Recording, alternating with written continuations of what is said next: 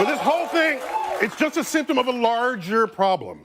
There's a growing anti-intellectual strain in this country. It may be the beginning of the end of our informed democracy. Of course, in a free society, you can and should think whatever you want. And if you want to think the world is flat, go right ahead. The earth isn't flat. And by the way, this is called gravity.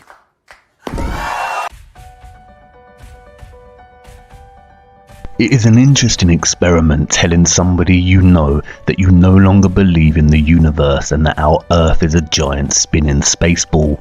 Try it for yourself. I guarantee they will tell you you're crazy, or at least look at you like you've lost your mind.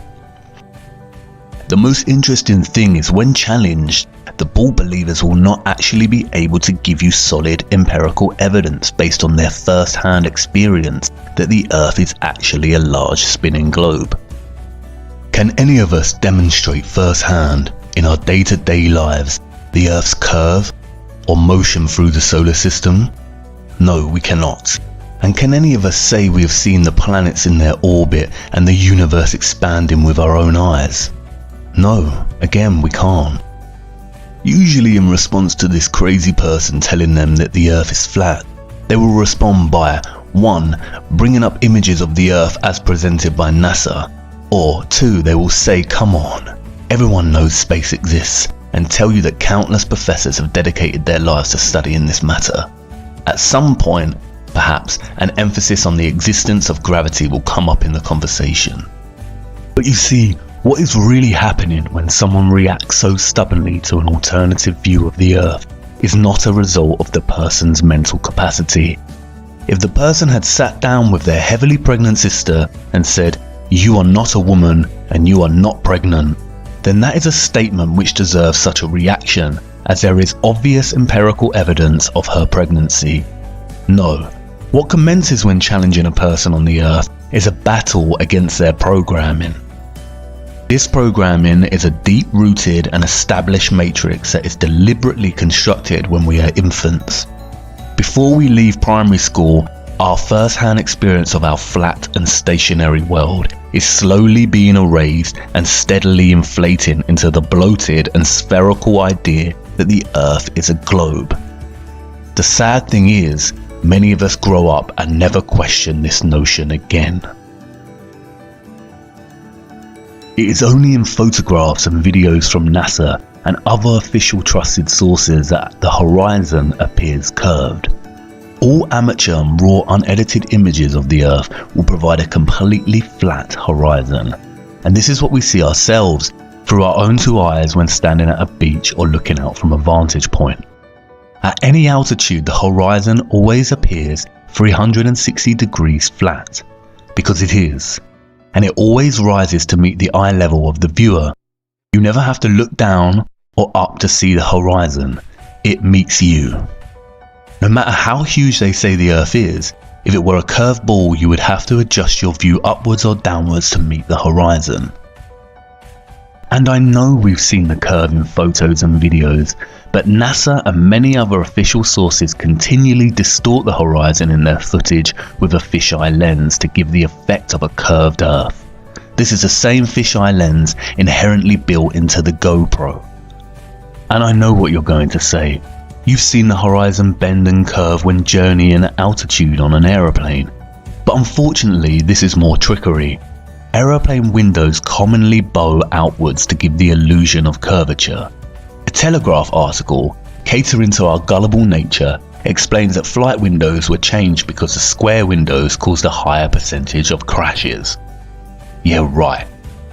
They use our size as human beings to dismiss our own infallible perception of a flat and stationary Earth, claiming we are not big enough to witness the curvature. But this balloon managed to ascend 121,000 feet and left its fisheye lens behind. Lo and behold, a flat horizon. The balloon wobbles and spins, but the horizon remains dead straight, not curving in any way, shape or form. And this is the problem. For centuries, our ancestors used their own judgment and relied on their own natural-born senses to discern that the Earth was flat.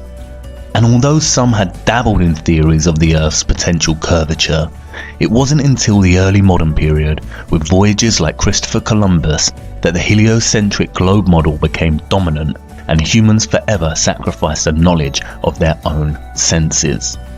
And the heliocentric model is so blatantly flawed and nonsensical that it's astonishing that it even gained traction.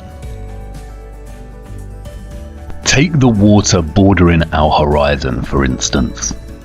It is the natural physics of water to find and maintain a level, and it just so happens that that level is flat. If Earth was a spherical ball, water would not maintain such consistent flat levels. We are used to water doing this and this, but we have never in all our lives on Earth witnessed with our own eyes water do this. Water does not bend. It's not called sea level for nothing, you know. And if water did not always find a flat level, then why would we use tools such as this to achieve accuracy? Again, water does not bend. Rivers, for instance, always run down to sea level.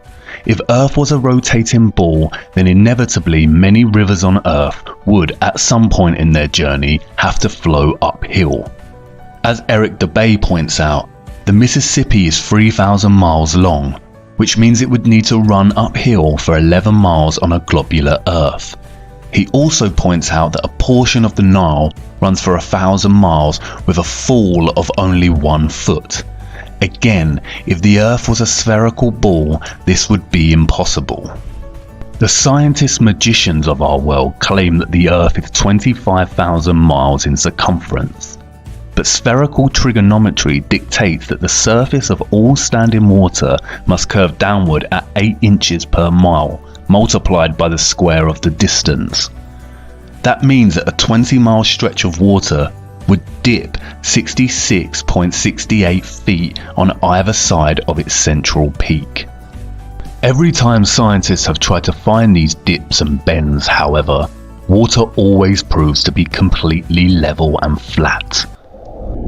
There's a growing anti-intellectual strain in this country. When building railway tracks, roads and bridges, architects and engineers never account for any curvature. Engineer W. Winkler was published in the Earth Review regarding the Earth's supposed curvature, stating, "As an engineer of many years' standing, I saw that this absurd allowance is only permitted in school books. No engineer would dream of allowing anything of the kind. I have projected many miles of railways and many more of canals, and the allowance has not even been thought of, much less allowed for. This allowance for curvature means this, that it is 8 inches for the first mile of a canal, and increasing at a ratio by the square of the distance in miles.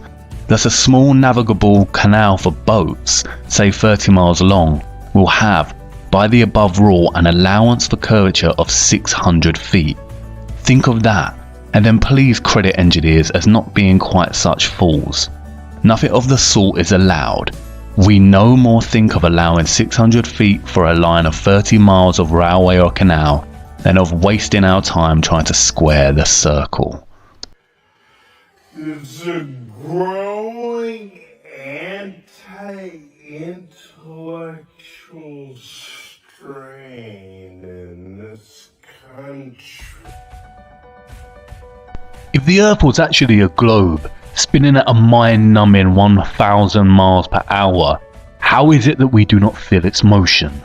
There is not a single person on Earth that can testify to feeling the Earth's alleged spin. We feel the motion when travelling in a car, train, boat, plane, and can experience motion sickness.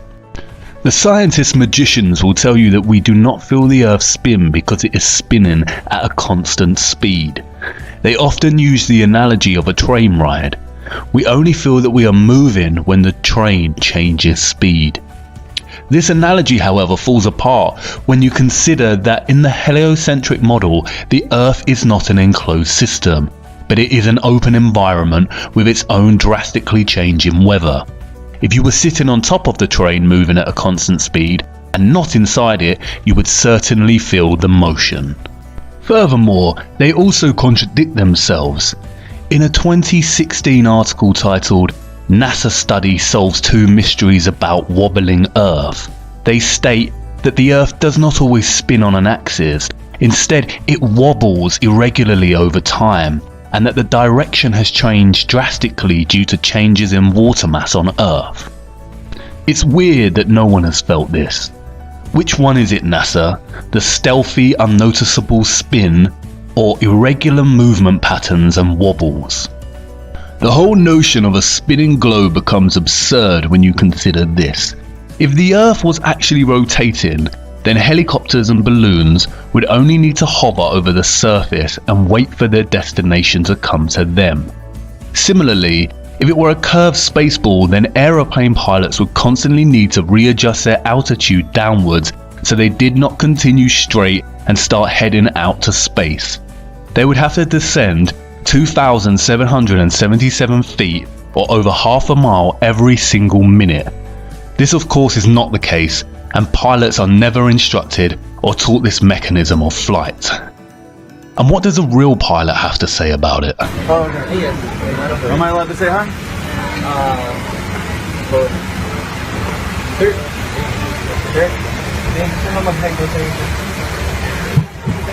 Hey, I just want to say thanks for the smooth flight. Alright.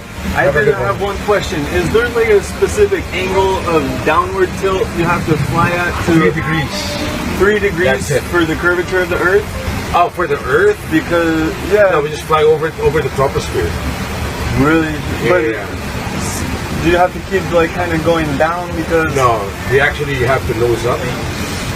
It flies. Yeah. Really? Because I was reading some stuff on the flat Earth that made a lot of sense. Have you looked into it? Which one? Sorry. I was reading a lot of stuff on the flat Earth.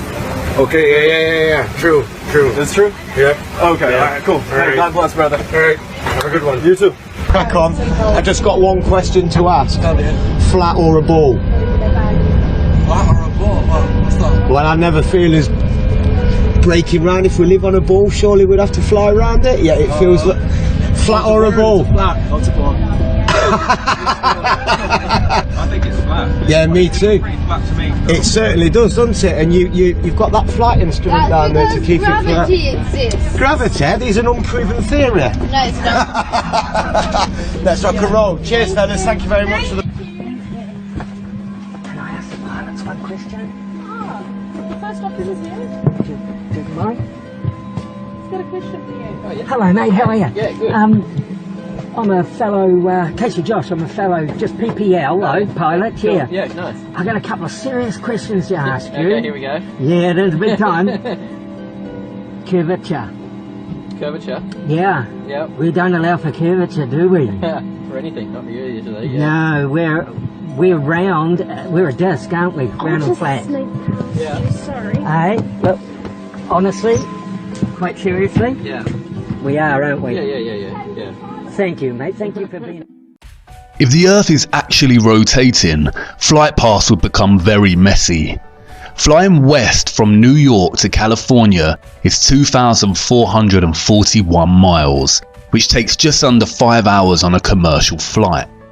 If the Earth is spinning eastwards at 1,000 miles per hour, then not only would this flight take a lot less time, but it would also make it near impossible to fly back the other way due to the constant rotation of the Earth. It would be like trying to run up a very long and very fast downward escalator. And what about the weather? If the Earth and atmosphere is spinning at 1,000 miles per hour, then don't you think it would be impossible to see such stationary clouds and weather formations like we do? Not to mention that clouds often crisscross in their pathways. This would be impossible if the Earth's spin was a reality. Thomas Winship states, "Let imagination picture to the mind what force air would have which was set in motion by a spherical body of 8,000 miles in diameter. which in 1 hour was spinning around 1,000 miles per hour, rushing through space at 65,000 miles per hour and gyrating across the heavens. Then let conjecture endeavour to discover whether the inhabitants on such a globe could keep their hair on. If the Earth globe rotates on its axis at a terrific rate of 1,000 miles an hour, such an immense mass would of necessity cause a tremendous rush of wind in the space it occupied. The wind would go all one way, and anything like clouds which got within the sphere of influence of the rotating sphere would have to go the same way. The fact that the Earth is at rest is proved by kite flying. And honestly, if the Earth was a fast rotating globe, then wouldn't the oceans and other bodies of water be pushed away from the Earth in the same way as when a wet tennis ball is spun rapidly, the water sprays outwards? The scientists magicians have an answer for this. They call it gravity. And by the way, this is called gravity. The scientists magicians are at it again, weaving their spells and telling us tales of a powerful force keeping us rooted to the Earth. If gravity was such a powerhouse, then birds would struggle to fly. Insects would not be able to use wind to navigate. Monkeys would not climb and jump among trees with ease. Planes would not be able to take off from the ground.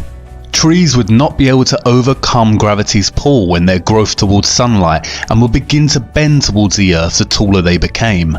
And if gravity exists and has the power to bend and wrap the oceans around a gigantic spinning ball, then humans would certainly struggle to lift their arms and legs. Legend has it that an apple fell on Newton's head as he sat under the tree, and this was the catalyst for his great discovery of gravity, which claims that objects are attracted to large masses and gravitate towards their centre. However, when they talk about gravity, what they are actually referring to is the law of density relative to mass. Today, I'm going to show you a simple science experiment that you can try at home to learn about density. Start by taking an empty glass and tip in some water and food colouring. Then add some syrup or treacle. And I'm going to add a little bit more water to make the layer a bit thicker. Then finally, fill the glass up with some oil and leave it to settle for about 15 minutes. These liquids separate out into different layers because they're different densities and they don't mix. The syrup has the highest density, so it sits on the bottom, and the oil, which has the lowest density, rises to the top. Try dropping different objects in to see what happens. If we drop this metal nut in, which is really dense, you can see it sinks right to the bottom.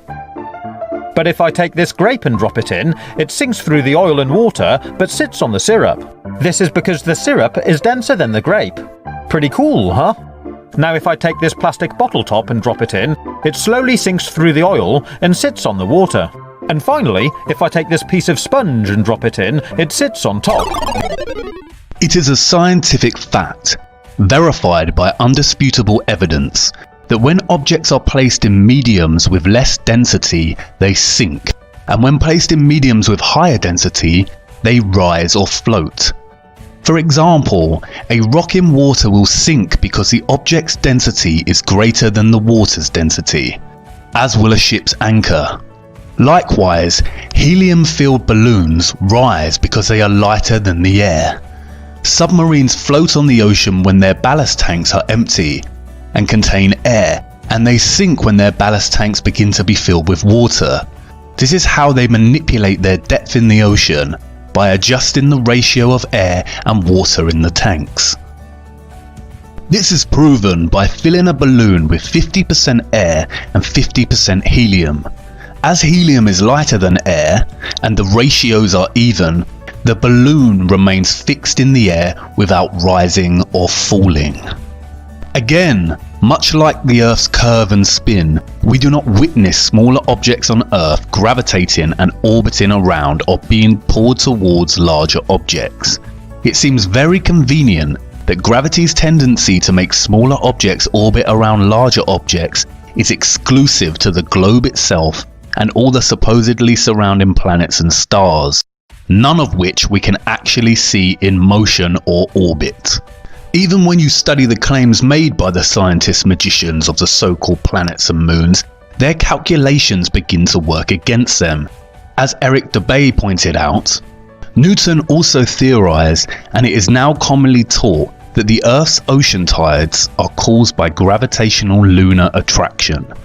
If the moon is only 2,160 miles in diameter and the Earth 8,000 miles, however, using their own math and law, it follows that the Earth is 87 times more massive, and therefore the larger object should attract the smaller to it, and not the other way around. If the Earth's greater gravity is what keeps the moon in orbit, it is impossible for the moon's lesser gravity to supersede the Earth's gravity, especially at Earth's sea level, where its gravitational attraction would even further out-trump the moon's. And if the moon's gravity truly did supersede the Earth's causing the tide to be drawn towards it, there should be nothing to stop them from continuing onwards and upwards towards their greater attractor. There's a growing anti-intellectual strain in this country. Ultimately, Newton's gravity erased the common sense of up and down, and in its place normalized the preposterous idea that this is possible. And this. And that meanwhile, in Australia, this is nonsensical, pseudo-scientific mockery and nothing more than an invention to justify the spinning spherical Earth hoax. Without the theory of gravity, not a single person in their right minds would ever believe the Earth a globe, with some of the population existing upside down on the underside of the planet. This is all quite simple once you start to break away from the toddler years of matrix programming. The laws of perspective and density perfectly explain the natural workings of our world.